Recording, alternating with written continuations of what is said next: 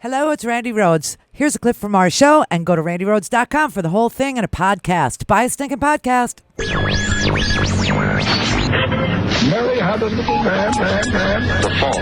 We believe that all men are created equal. To the magnificent mosaic that is America. From radio beacon to radio beacon.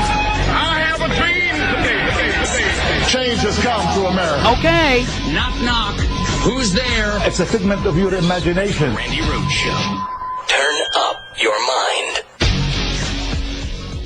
10 years ago that he's apologized for. It was a private conversation that was off the record. That just Congressman, happened if someone to be off the caught on record tape. said, if someone off the record in a locker room, this was not in a locker room, it was a workplace, said, I really like raping women, would that be locker room talk? Again, it depends. You don't know the entire context. But of you all would be this. fine with But that. I'm not here If a to tape defend came Donald out- Trump. I don't like what he said. If a tape came out with Donald Trump saying can defend that, himself on that. if a tape came out with Donald Trump saying that, saying, I really like to rape women, you would continue to endorse him.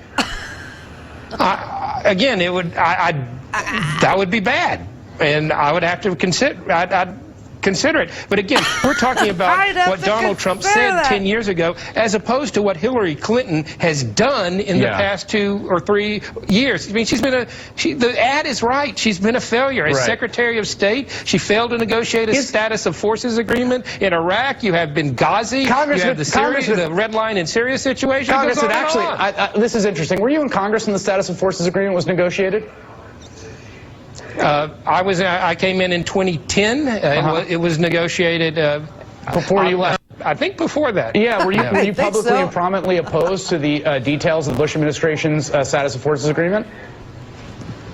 Well, listen, I think we should have stayed in Iraq. No, and I said mean, that just on the radio as a matter show of that I was on. where you were on the record. Were you on the record opposing Bush administration's status of forces agreement back when it was negotiated in 2008?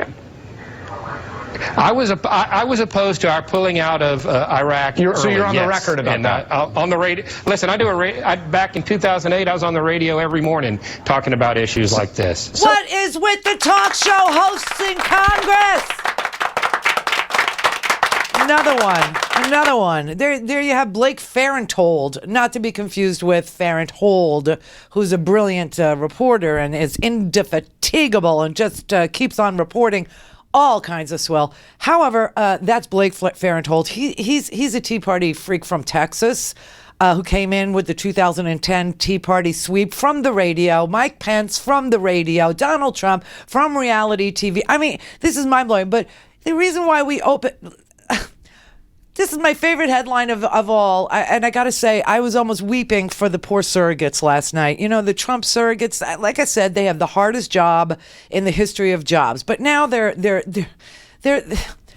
so, I don't know, they're like, they're going to plead after this thing is over. They're going to plead, please, like the Humira commercials, don't see my leprosy, see me, see me. You know, I almost wish that they had like some skin disorder, because that there's meds for. There's no meds for what's ailing them. The surrogates last night and they have the hardest job, and they're having the worst time because their candidate he has taken this war of his against the establishment, and he has turned it in every direction. He's just firing aimlessly, and he's taking out everyone he can. It's a scorched earth policy that Donald Trump is, involved in right now. You know, they're talking about it's a GOP war and it's gone nuclear. Oh, no. First of all, he's been nuclear against the GOP for months and months. I mean, we were almost thanking him for destroying the GOP, which he single-handedly did do. People, when you talk to Trump voters, which I don't suggest you do, but if you have to, don't bring up Bush and all the lies. Don't bring up Bush and the war. Don't bring up Bush and the tax cuts. Don't bring up Bush and the failing economy and the 2008, implosion of everything and the loss of your wealth and $14 trillion just from the middle class to nowhere. 5 million people losing their. Don't bring that up. You know why? They never voted for Bush. They didn't have any, you know what I mean? They were like, oh, we never voted, but they just denounce him. It's as if he's Voldemort, the one whose name you cannot say, because Bush never existed for them.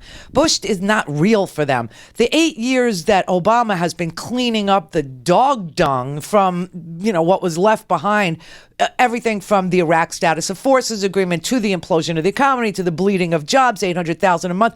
We said when Obama finally got, the nomination, we started to be able to talk freely amongst ourselves as Democrats, and we started to say things like, who the hell would want to be president after what the Republicans have done? Who would want to be? I mean, it's such a thankless job. No matter what he does, no matter how much it improves, it's not going to happen fast enough. It's not going to happen, in the right places. It's not going to happen good enough. We're not going to, if we stay in Iraq, they're going to say he said he'd get out. And if we get out of Iraq, they're going to say he created a vacuum.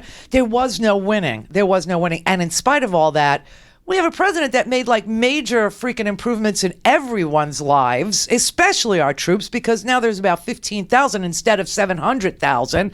Do you know? Anyway, well, I digress. The surrogates, I mean, they have been the stoolies out there. They have been trolling the depths of crazy to try and defend what Trump is doing, not only to this country and dividing it the way that he has, not only to, by race, by religion, by, gender now, but also, they have to go out there and they have to defend now his bragging about sexual assault. Oh, I got to play this this was hysterical from Obama. I mean, Obama just, he gets it. He's like giggling on his way. He doesn't have the temperament or the judgment or the knowledge or apparently the desire to obtain the knowledge or the basic honesty that a president needs to have. And that was true even before we heard about his attitudes towards women. Now, of course, it was true when we heard what he thought about minorities and what he thought about people of the Muslim faith and when he made fun of disabled persons or when he insulted Gold Star families. The list is long. But you don't have to be a husband or a father to hear what we heard just a few days ago and say, that's not right. You just have to be a decent human being to say that's not right. The guy says stuff that nobody would find tolerable if they were applying for a job at 7-Eleven. And the fact that now you've got people saying, well, we strongly disapprove. Mm-hmm. We really disagree. Mm-hmm. We find those comments disgusting. Mm-hmm. Disgusting. But we're still endorsing him. We still think he should be president. That doesn't make sense to me. It doesn't make sense to anybody. He's been saying really bad stuff for a while now. What did you think? He was just going to transform himself.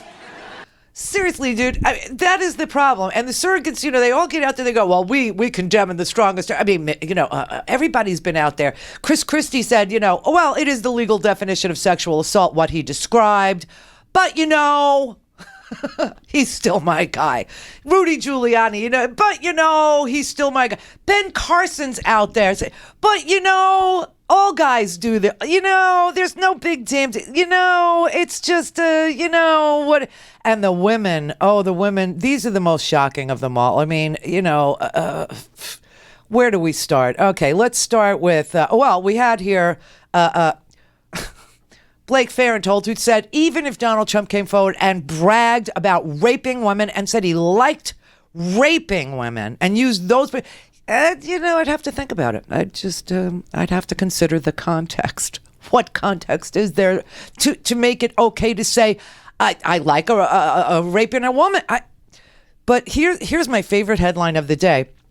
It's from Crooks and Liars. It's GOP rep, speaking of Blake Farenthold, who owns blowme.org.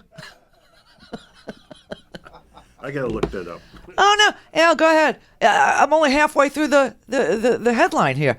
GOP rep who owns blowme.org being sued for sexual harassment said he had wet dreams about staffer. Say, baby, put down that pipe and get my pipe up. Bill O'Reilly's porn. Yes, Blake Farenthold. Apparently, he was a radio guy, and he had a business buying up domain names. That's what he liked to do, and he happened to buy the domain blowme.org. Just this morning, he announced he will not be renewing his ownership on blowme.org. He's not going to be renewing. But, of course, there is a woman also named Lauren Green who worked for Blake Farenthold from February 2013 through her termination in January 2014. And she filed this lawsuit in the U.S. District Court last week. She says he is a man-child who just can't keep his comments or his behavior to himself. That his staff were tasked. Now, go look him up because this guy is no looker, okay? This guy is no looker. But he regularly drank to excess, which probably made him feel more beautiful than he is. And he, because of his tendency to, touch strange women and stuff, his staffers had to accompany him to all the Capitol Hill functions. They were on, quote, redhead patrol to keep him out of trouble. And he admitted to being attracted to the plaintiff in this case, his staffer, and to have had sexual fantasies and wet dreams about plaintiff. He even allegedly bragged to her about his invitation to a threesome with a lobbyist. Ooh. Ooh. Howard, where were you, Howard? Ooh. Now, I do a lobbyist, but, threesome, no. But anyway, so this is Blake Farenthold. He bought blowme.org and is not renewing his ownership of this. Anybody out there? But listen, these are the people who are the surrogates. These are the ones left that are on the TV that are defending him, and the women are having a very, very hard time. I mean, there is a woman who. She was the former New York lieutenant governor. She's a very strange girl. You've probably seen her on the TV. She's Lieutenant Governor Betsy McCarthy. She's just a very in-the-tank trumpet, and she just didn't know where to go. And so she decided to blame Beyonce. I wanted to make another point, too, because I abhor lewd and body language. I don't listen to rap music. I don't like that kind of thing.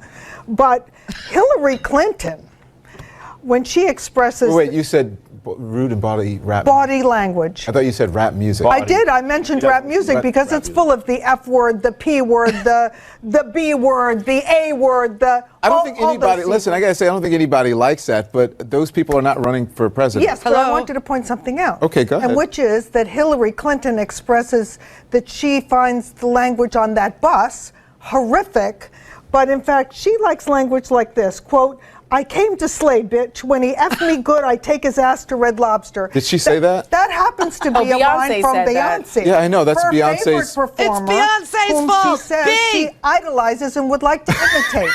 So, you know what I'm saying to you? There's a lot of hypocrisy. There's a lot of hypocrisy, says former Lieutenant Governor Betsy McCarthy of New York. She actually decided to quote Beyonce's Formation as proof that Hillary condones sexual assault of women. I mean, I couldn't believe it. I couldn't believe I came to slay, bitch. When he effed me good, I take his ass to Red Lobster. First of all she's talking about is taking a guy out for unlimited shrimp. So I don't get where that's bad in the first place. Do me good, I'll take you out for a lobster. Why is that bad, Betsy? But she's blaming Beyonce. Wait, this isn't the only one. Now you got Scotty Nell Hughes. You know who Scotty Nell Hughes is? Scotty Nell Hughes is the one that I swear in another life she was a man. I believe that. I know she has children. Whatever. I don't care. But she decided that she would blame 50 Shades of Grey. She would blame 50 Shades of Grey, Magic Mike, and the Twilight series by Anne Rice. No, I'm not kidding. Where have we made it okay to talk like that? 80 million copies of 50 Shades of Grey was sold. Magic Mike was one of the most popular movies that was already a consensual had. I didn't read the book, but I assume that was a consensual relationship. No, it was not all the time, and the things that were done were not. You look at the vampire apparently trilogy. She's read it. Unfortunately, we've become a very interesting pop culture itself has become very, very stretched in these areas. So this is just a part of it. If you read anything from Sports Illustrated to Playboys, it's sex unfortunately sells. However, you talk about the women that have walked up to. Let me read you this quick note that I got from a mom that says, "I don't expect a man to fight for me. I can fight for me, but I sure as heck don't expect a woman to stand up for me. And Hillary Clinton has stood against women, more women than she has stood up for." And I think that's why her message right now is not resonating. This is not about sexual assault. This is about one woman who has torn down the 4 women that were standing there in the booth yesterday, who has looked at a mom in the eye, has looked at several other Gold Star mothers and angel mothers whose children have been killed by illegal immigrants. That is what is affecting women today on Main Street. And Hillary Clinton, and this type of language that she's doing, and I'm sorry, and first of all, I'd like to say thank you, Anna, because I think this is a teaching moment for the next generation. Oh, get her, Anna Navarro, get her. Women and young ladies can listen to this segment because words aren't going to be used that if any man ever said against me, trust me, I would be extremely angry from it, but it even makes me more angry when another woman uses it to describe another woman. Anna? Yeah, it makes you angry except when the person who's running for president of the United States says it. And listen, let me tell you something. Everything you just said is 50 shades of crazy. To compare running for president to an erotic film or an erotic movie, an erotic novel, is crazy. If he wants to be held to that standard, great. Then go write The Art of the Groping.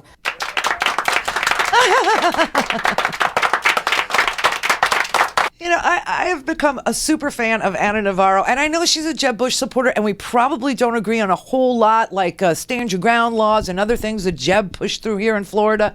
But she is at least integrous. She at least has character. She at least knows when somebody is so I cannot believe that they, between Betsy McCarthy and the Scotty Nell Hughes, they're blaming 50 Shades of Grey, Beyonce. It's Beyonce's fault. It's like the Twilight series, Anne Rice's fault. I mean, have they ever read Bill O'Reilly's porn? Say, baby, put down that pipe and get my pipe up. Or Lynn Cheney's porn about sisters and the prairie and using sponges during that special time of the month. I mean, what is wrong with these girls? Like I said, they have the hardest job on the planet, defending the indefensible. Clear for takeoff. Randi Rhodes Air Force. Air Force. RandiRhodes.com.